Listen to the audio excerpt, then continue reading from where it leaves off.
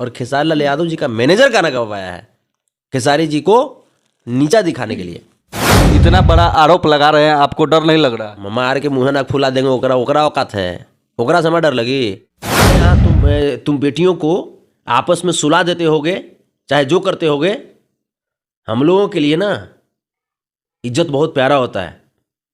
नमस्कार, आप देख रहे हैं SG न्यूज। आज हमारे साथ संतोष रेणु यादव जी, जो कि किसी परिचय का मोहताज नहीं है। बिहार से लेकर पूरे भारत में लोग इनको जानते हैं और भोजपुरी गायक भी हैं, प्लस में अब बिहार के यदुवंशी सेना के अध्यक्ष हैं। तो सबसे पहले आपका स्वागत करना चाहेंगे सर। जी धन्यवाद।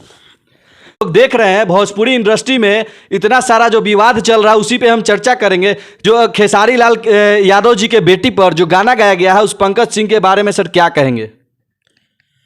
पंकज सिंह के बारे में क्या कह जाओ, वो गंदी नाली का कीड़ा है, और गंदी नाली के कीड़े को जिस समाज बोलते हैं कि वो मेरा अपना है, तो वो समाज भी वही नाली का कीड़ा है। जिस समाज में पैदा लिया है उस समाज ही गंदा है, तो उसके बारे में कहना क्या? तो आप लोग समझ सकते हैं, ये बड़ी बात बोल रहे हैं कि समाज ही गंदा है। तो सर एक बात बताइए, खेसारी लाल जी जो लाइव आकर रोए हैं, क्या ये खेसारी लाल जी को रोना चाहिए था एक पिता के रूप में? और इतने बड़े कलाकार हैं और इससे उसको प्रमोशन भी मिल गया है जो पंकज सिंह है। देखिए, खेसारी लाल यादव जी एक पिता के रूप में रोए हैं, लेकिन वो इस बात को भूल गए थे कि सिर्फ वो एक पिता नहीं है, बल्कि वो आज वो जिस ओहदे पे है वो कोई मामूली ओहदा नहीं है। तो उस ओहदे पे जाने के बाद भावनाओं को अपने काबू में करना पड़ता है, और खेसारी लाल यादव जी रो करके ये कहीं ना कहीं ये गलत किए हैं, उनको रोना नहीं चाहिए था। लेकिन उसके बाद हमने भी बहुत सारे इंटरव्यू में कहा कि उनको लीगल एक्शन की तरफ बढ़ना चाहिए, और अब लीगल एक्शन की तरफ वो बढ़ रहे हैं। तो जब लीगल एक्शन की तरफ बढ़ रहे हैं तो फिर हम लोग भी उनके साथ हैं, पूरा समाज उनके साथ है।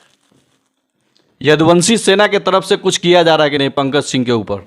क्योंकि आप अध्यक्ष हैं पूरे बिहार के यदुवंशी सेना, पूरे भारत के राष्ट्रीय अध्यक्ष जी। हाँ, तो यदुवंशी सेना के राष्ट्रीय अध्यक्ष होने के नाते हमने भी अपने कोर कमेटी से बात किया, और हमारे आदरणीय संरक्षक हैं श्री तेज प्रताप यादव जी, जो कि बिहार सरकार में माननीय पर्यावरण, वन एवं जलवायु मंत्री हैं।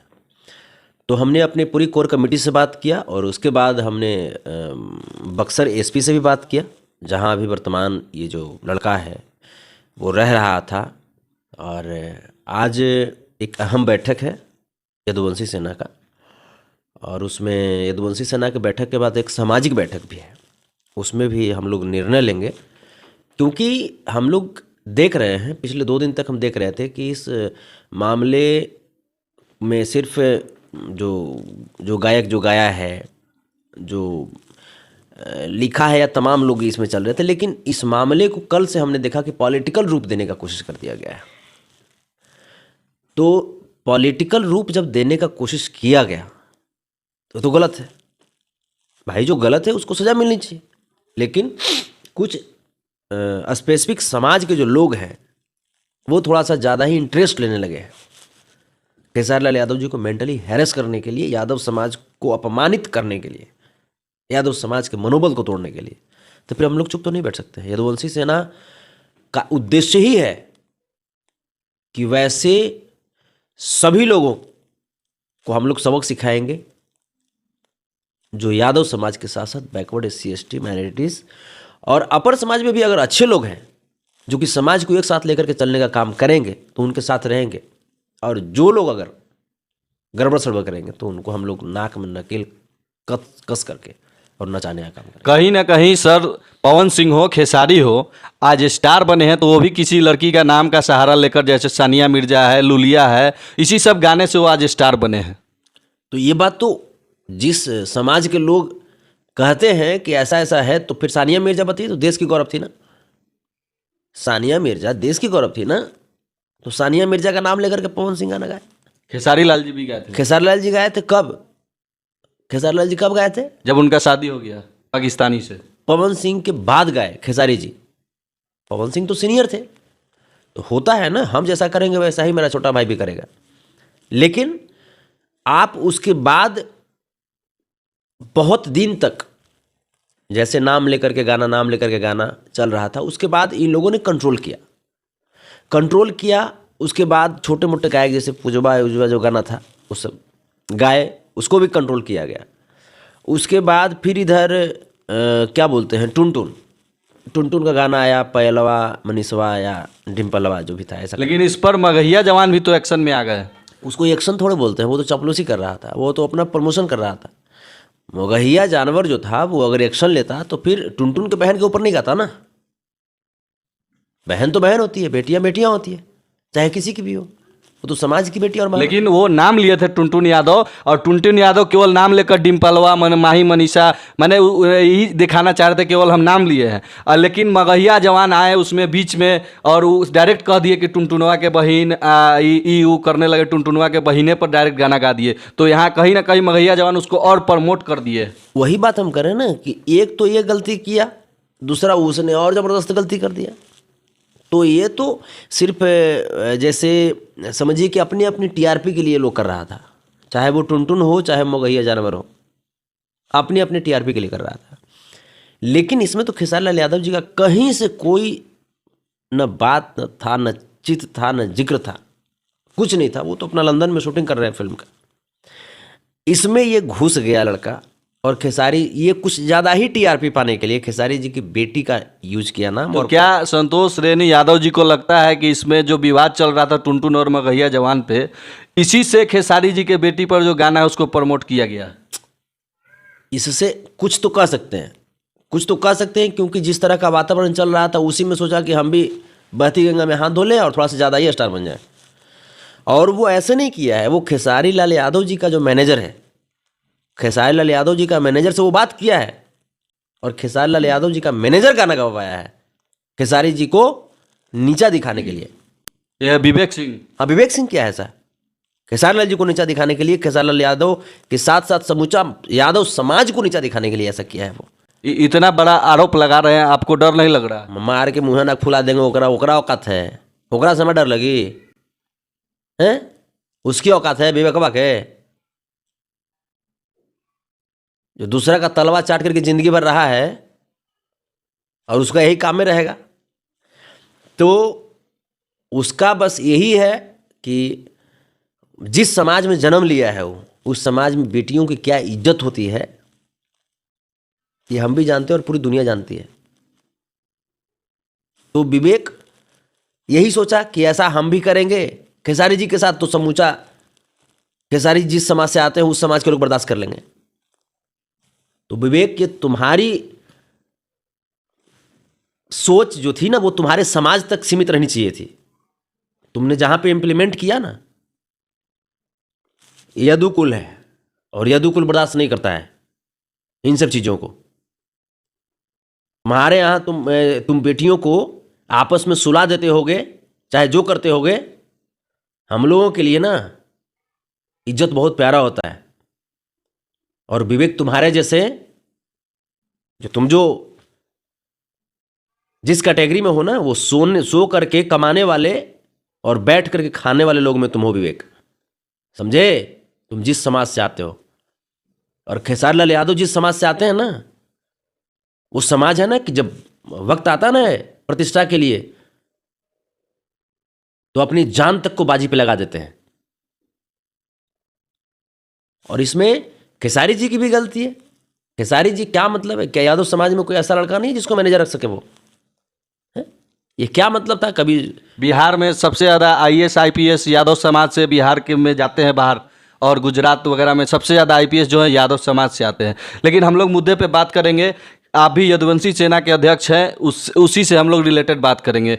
तो आपका सरकार में भी बहुत ज़्यादा पकड़ है, जैसे तेज प्रताप जी हुए, तेजस्वी यादव जी हुए, डायरेक्ट आपका उठना बैठना है। तो आप कभी इस चीज़ पर चर्चा किए? कलाकार के साथ साथ इस चीज़ पर कभी चर्चा हुई है कि भोजपुरी में जो है फिल्म इंडस्ट्री में जो है सेंसर बोर्ड लगाया जाए? देखिए, सरकार में हमारी उतनी ही पकड़ है जितनी आपकी है, क्योंकि तेजस्वी और तेज जी की जो सरकार है वो आम आदमी की सरकार है, आम जनमानस की सरकार है। आदरणीय नीतीश कुमार जी जिस प्रकार से सरकार को लेकर के चल रहे हैं, तेजस्वी प्रसाद यादव जी जिस प्रकार से सरकार को लेकर के चल रहे हैं, तेज प्रताप यादव जी जिस प्रकार से सरकार को लेकर के चल रहे हैं, ये बिल्कुल गरीबों की सरकार है, न्याय की सरकार है।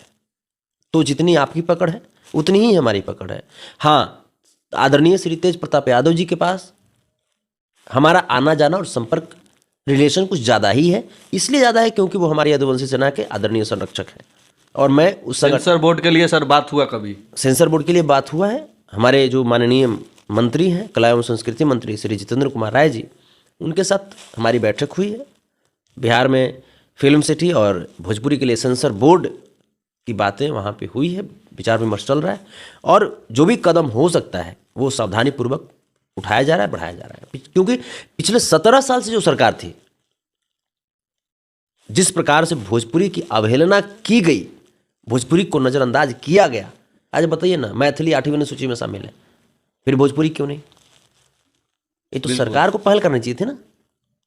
आज कहाँ है बिहार में फिल्म सिटी नहीं है, सेंसर बोर्ड नहीं है भोजपुरी के लिए, जबकि छोटा छोटा स्टेट देख लीजिए, साउथ में जाकर के देख लीजिए, वहाँ की फिल्में 1500 करोड़ रुपए इनकम करती है, 2,000 करोड़ रुपए इनकम करती है, जबकि भोजपुरी में करोड़ रुपए लगा दीजिए फिल्म में तो रिकवरी नहीं होता है। तो ये तो सरकार जो पिछले 17 साल में थी उसका दंश झेल रही है भोजपुरी इंडस्ट्री। अब उम्मीद जागा है और अब हम लोग तत्पर हुए हैं कि कला एवं संस्कृति डिपार्टमेंट को भी, पर्यटन को भी और तमाम क्षेत्र में बिहार को कैसे डेवलप करना है ये हम लोग देख रहे हैं, और साथ ही साथ बिहार के कलाकारों को कैसे हम लोग समृद्ध बनाएंगे, कैसे सम्मान देंगे, हम लोग इस पे कार्य कर रहे हैं। नए नए जो लड़के हैं कलाकार बन रहे हैं और लगातार जो है सोचते हैं किसी का नाम लेकर हम स्टार हो जाएंगे, उन लड़कों जो उन लड़के से क्या कहेंगे जो गायक नए नए बन रहे हैं और कहीं ना कहीं वो जाति को संबोधन करके चाहते हैं कि हम स्टार बन जाए, उनके लिए संतोष रेणु यादव जी क्या संदेश देंगे? सबसे पहले कि जो भी भाई हैं, मैं उनसे एक ही चीज़ में कहना चाहूँगा कि भाई, मेरे बेटी का नाम अगर आप लेते हैं तो हो सकता है आपके घर में उस नाम की बेटी आज नहीं हो, लेकिन भविष्य ऐसा हो सकता है कि उसी नाम की बेटी आपके घर में हो, और जब वही गाना आपके घर में बजेगा ना तो आपको शर्म महसूस होगा, शर्मिंदगी झेलनी पड़ेगी खुद से। इसलिए बेटियों का नाम लेकर ये गाना मत गाइए, ये बिल्कुल बंद कीजिए। दूसरी चीज़ है कि अगर आप कहते हैं मीडिया में कि जैसे मनोज तिवारी भी गाए थे कि रिंकिया के पापा, ये आपके क्या बोलते हैं, गुड्डू रंगीला जी गाए थे चिल्टुआ के दी तने प्यार करे दा, तो ये जो चीज़ें हैं, ये चीज़ें जो हुआ सो हुआ, अब कम से कम कंट्रोल कीजिए। और साथ ही साथ इस घटना के बारे में, चूंकि इसको दूसरा रूप दे दिया गया है, मैं आगाह में कर रहा हूँ कि समाज एकजुट होइए, एकजुट होकर के रहिए, तभी जाकर के इस प्रकार से अलगाववादी जो शक्तियाँ हैं जो समाज को तोड़ने का कार्य करती है, ऐसे लोगों से आप समाज को बचा पाएंगे। फाइट करने के लिए आपको हर वक्त तैयार रहना होगा नेगेटिव एलिमेंट्स से। साथ ही साथ एक बात मैं और कहूँगा कि आपको जातिगत गाना गाना है ना, आप जिस समाज से हैं, जिस जाति से, उस जाति का बड़ाई कीजिए ना, उसका इतिहास गाइए ना। जिस जाति से हैं उसका भी इतिहास बहुत गौरवपूर्ण रहा है। आप अपने घर पे विश्वास कीजिए, अपने जिस कुल खानदान में है उसकी विशेषता गाइएगा तो उसका कम से कम इतिहास को लोग जानेंगे। लेकिन किसी दूसरे जाति को, किसी दूसरे धर्म को आप आरएसएस की तरह बुराई क्यों करते हैं? ये सब आरएसएस वाला का काम होता है कि जब चुनाव होगा तो भारत पाकिस्तान लागू करवा देगा। ये बीजेपी का काम है कि जब चुनाव होगा तो हिंदू मुस्लिम करवा देगा, भारत पाकिस्तान करवा देगा। आप उस सोच पे नहीं चलिए ना। उसी प्रकार जब भोजपुरी में कोई भी गाना आता है तो ये लोग विवाद छेड़ देते हैं। तो चलिए, मेरा अंतिम सवाल रहेगा संतोष रेणु यादव जी आपसे कि जो पंकज सिंह जो काम कर दिया है उस पर क्या कहेंगे पंकज सिंह के लिए? वो किया है तो भाई अपने आप को अच्छा ही सोच के किया होगा। हाँ, स्टार बनने के लिए किया। जबकि इसके पहले भी गलती पहली दफा जब हो जाए, यदुकुल का रीत रहा है कि जब पहली दफा गलती करे तो उसको समझाइए, डांटिए और उसको एहसास कराइए कि आपने गलती किया है। ठीक वैसा ही पंकज ने पहले गलती किया था, अब उस समय तो ये माफी मांग लिया था, बोला था गलती हो गया, लेकिन इस बार उसने गलती नहीं अपराध किया है। ये आप देखिए, ये क्या है, माइनर है, बच्ची जो है वो अभी 18 साल की भी नहीं हुई है।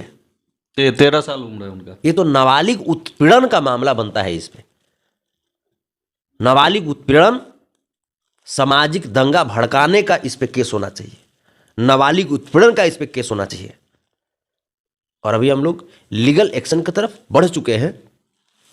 कल हमारी एक अहम बैठक हुई है जिसमें तमाम बुद्धिजीवी लोग, जुडिशरी सेक्टर के लोग, ऑफिसर्स लोग बैठे हुए थे। और आज भी दो हमारी अहम बैठक है जिसमें हम लोग निर्णय लेने जा रहे हैं। और ऐसे ऐसे लोगों को, असामाजिक तत्व के लोगों को सबक सिखाने के लिए हम लोग चल चुके हैं। और मैं जो भी समाज के लोग सपोर्ट कर रहे हैं, मैं क्लियर कट में बोल दे रहा हूँ कि ऐसे लोगों का सपोर्ट मत कीजिए, वरना किसी भी लेवल तक हम लोग जाने के लिए तैयार हैं। जैसा भी सोच रहे होंगे आप लोग, हम लोग तैयार हैं पूरी तरीके से। आप लोग को लग रहा होगा कि खेसारी लाल को परेशान कर दोगे, खेसारी लाल की बेटी को परेशान कर दोगे, तो ये संभव नहीं है। इस पे हम लोग तैयार हैं क्योंकि ये समाज की बात है। तो बहुत बहुत धन्यवाद आपको समय देने के लिए।